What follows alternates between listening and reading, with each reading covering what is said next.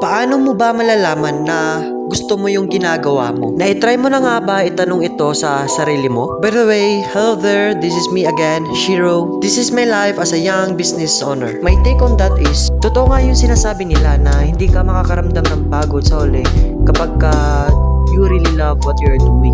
And if you are really passionate about it, whether sa business career mo, or sa pag-study, o kaya sa pag-gym, or mismo sa trabaho mo. For an example, just like me, I'm doing gym for almost 8 months. Natutunan ko siyang gustuin o mahalin guys kasi sobrang daming bagay ang naitulong niya sa akin along the process. What do I mean by that guys? Maliban sa pagpapaganda ng katawan o pag-achieve ng gusto mong body physique, yung pinaka-essential dyan is for me is yung mental health mo. It helps me to improve my mental health. At hindi lang yan, it helps me to make more discipline. It healthy, set goals and priorities, and focus on positivity in life. Lahat ng to ay benepisyo sa pag-gym ko. At yun ang mga dahilan kung bakit ko pinalagan at nagustuhan ang pag-workout araw-araw.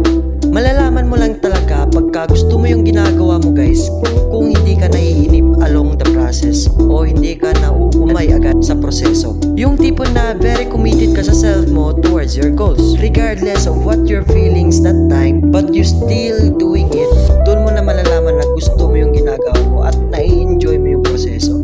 Kasi nga, nakikita mo yung value ng ginagawa mo.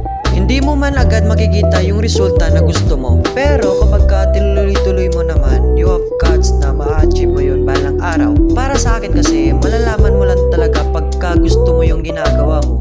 Simple lang, kapag ka yung ginagawa mo ba ay nakakatulong sa'yo to improve. Pag yung ginagawa mo ba ay naka-align sa dreams and goals mo. At ang pinakamalaga dyan, if yung ginagawa mo is added value in yourself. Dito mo lang talaga malalaman if talagang gusto mo yung ginagawa mo by simply asking this kind of questions in yourself. And the other answer guys that I know on how will you know if you really like what you're doing is number 1. Sabi nga nila, kailangan daw align yung passion at purpose mo. And at the same time, you are making profit about it. So, tatlong P which are passion, purpose, and profit para malaman mo na you are in the right direction. And number 2 guys, is that if you feel a sense of fulfillment and achievement. Meron ba in your life right now na doon ka talaga nakaka-achieve and na nakaka-feel ng pagod pero at the end of the day, gusto mo pa rin gawin? And number 3, ibabalik ko sa inyo yung tanong. Paano nga ba natin malalaman if we really want what I want?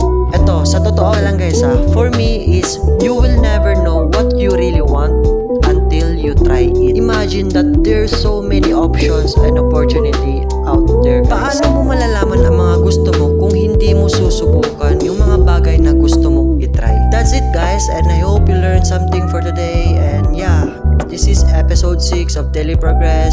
Follow for more. Peace out.